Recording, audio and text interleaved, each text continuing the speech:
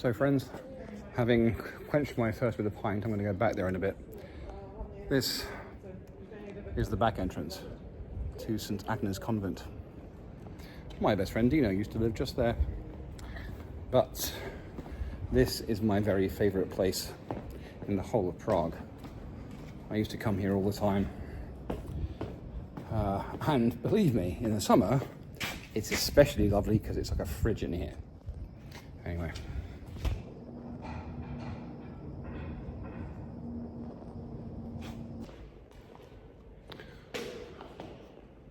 Scale model of the convent. We are... That's very difficult actually. We're there. And that's the nave where we'll end up.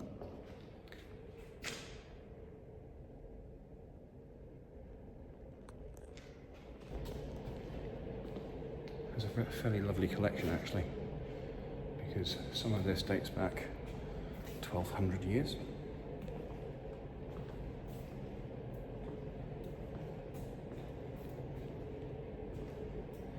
This place has obviously been restored many times over its more than 800-year history, let's say.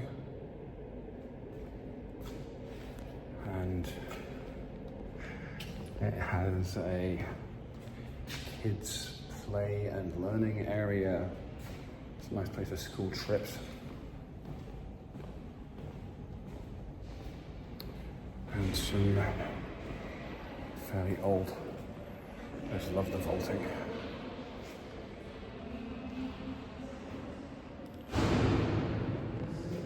I love this place, man.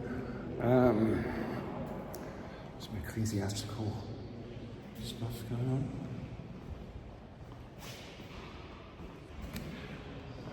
Agnes of Bohemia, who was canonized many centuries after her death, 700 years I think. But she was treated as a saint when she was still alive.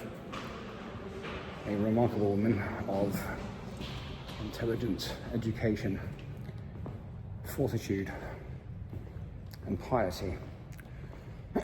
She was born on the 20th of January, 1211 AD. And like many noble women of the time, this is the refectory, this is the monks' refectory where they'd eat. Like many noble women of the time, her main use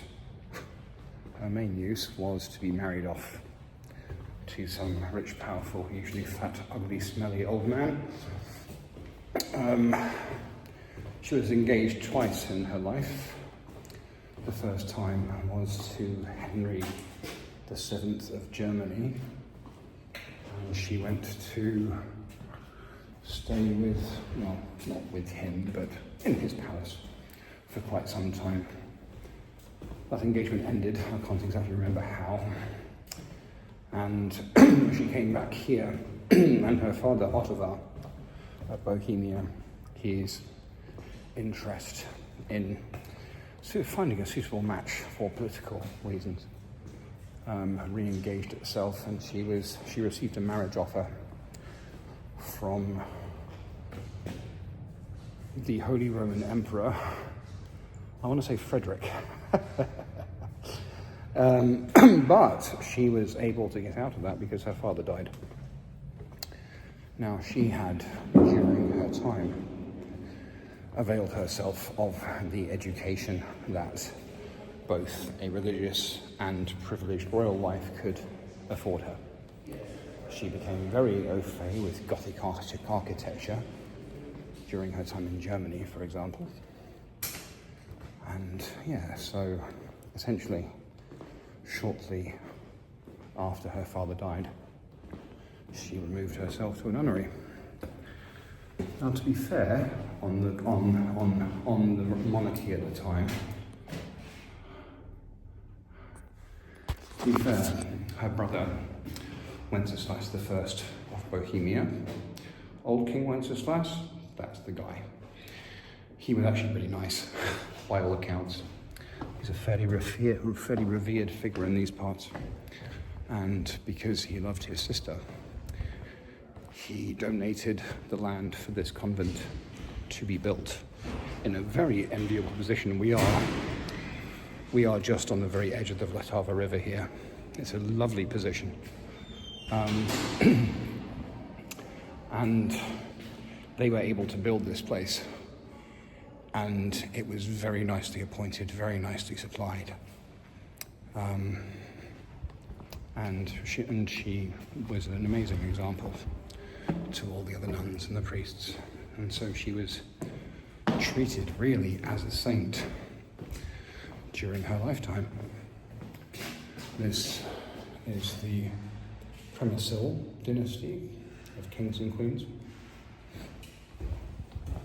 Oh, I see. Sometimes they use this place. And actually, there's a fun memory. Once I was at the pub. I was half cut, to be honest. I was walking home. I used to live just around the corner. And I heard music pumping out of this place. And I walked in, I investigated and walked in and found they were having a rave here in the cloister. So, pretty drunk already. I went to an ATM, got some money out, paid my entry fee, and danced my ass off for an hour and a half. It was brilliant. Anyway, this is the nave. The biggest part, of course.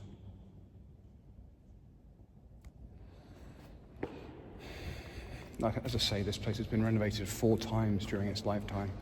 You can still see a few bits and pieces where the original frescoes and so forth were. There's some heraldry up there.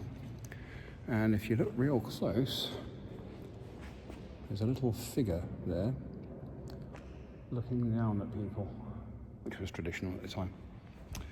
Now, behind these LED flashing lights, this is the gravestone of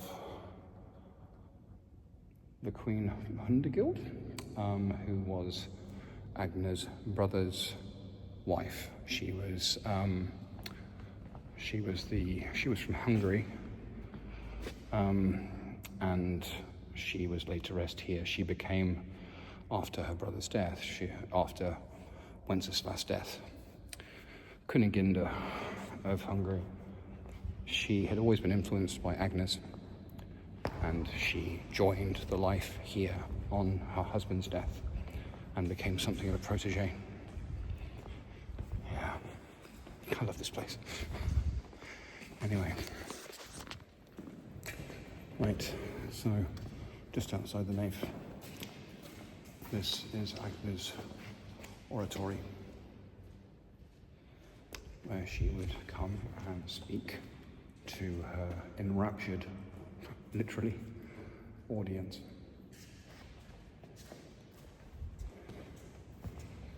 So this is Königinde, who was the Hungarian wife of her brother.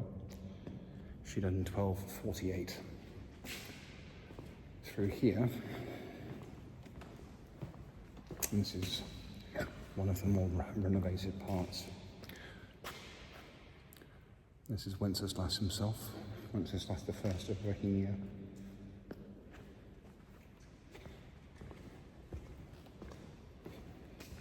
It's blocked off, so I'm not going to go in, but this is it has such a cool ceiling, this place. Cloister. And I've always wondered what that doorway is up there for. Always been fascinating to me. And of course they have to install the loudest possible metal ramps that they can. Right.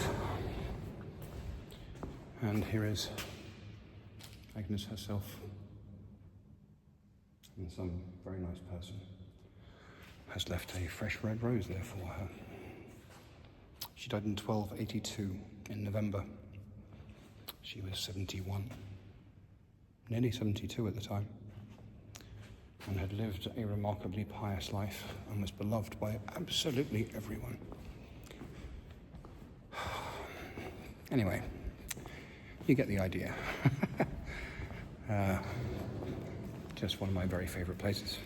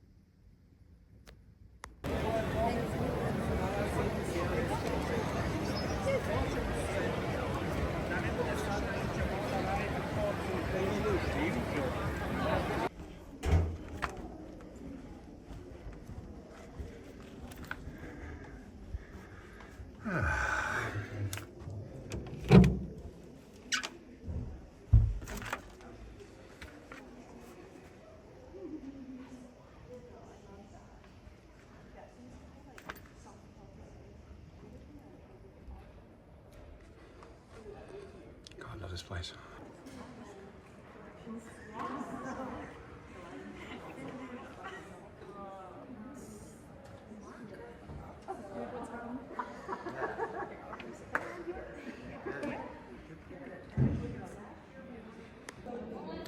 So, it's 10 to 7, performance starts at 7. It is Hamlet with the Prague Shakespeare Company, a mixed company of players. They're headed up by Guy Roberts and his long-term partner Jessica Boone, aided and abetted by Taylor Napier, they're all American, with a mixed company of players from Britain, up to and including an ex-ambassador to the Czech Republic from Great Britain. Lovely lady, and Czechs, Ukrainians, Germans, Russians. I've been looking forward to this for weeks. It just so happens because I've been in this box number 15, 37 times, 38 times. And I've only ever sat here in this theatre. It feels like home. And there's the first warning bell. But honestly, like I say, they've never changed. They've painted it, and they've replaced chairs and replaced, coverings and so forth, and added lights and electricity. But they never actually changed the theatre at all. So some wonderful, lucky person was standing right here, was sitting right here, and watching Mozart 5 meters away, 250 years ago, 240 years ago. Anyway, I'm going to sign off, but isn't it beautiful? Okay, this is just me geeking out a little bit now, because I'm really quite happy about this. So on the back of the programme for this evening's production, incidentally, this evening's production is Hamlet here at the estate today and tomorrow, probably a bit late for that, but if you happen to be in Prague on the 23rd of August, there's a production up at Prague Castle, and that is a special outdoor location for a production of this magnitude. So please do get involved, just Google Prague Shakespeare Company. Anyway, on the back of the programme, we have some production dates.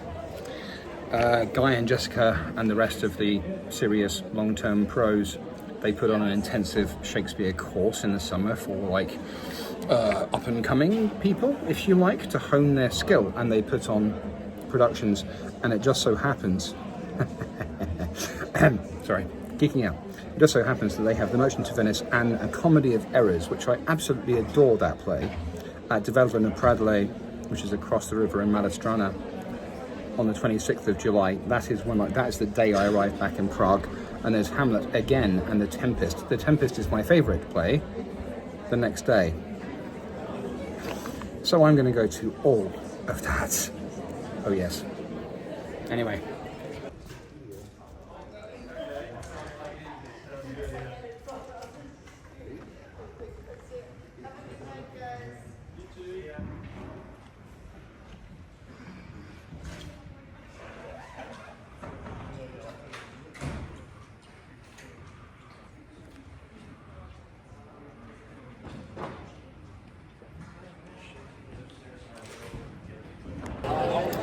Well, that was fucking brilliant.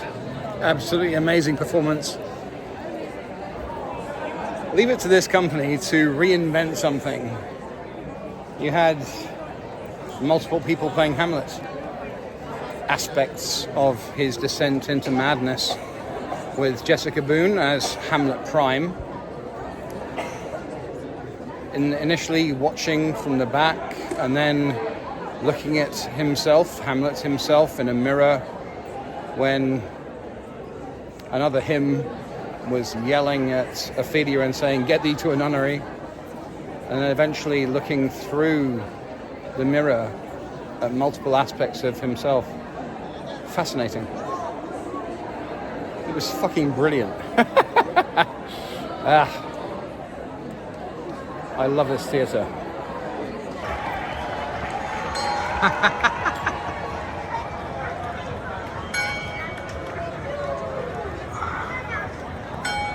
And if you're wondering what's going on, it's 10 o'clock And the astronomical clock has little figures that come out and dance for a minute at each strike of the hour.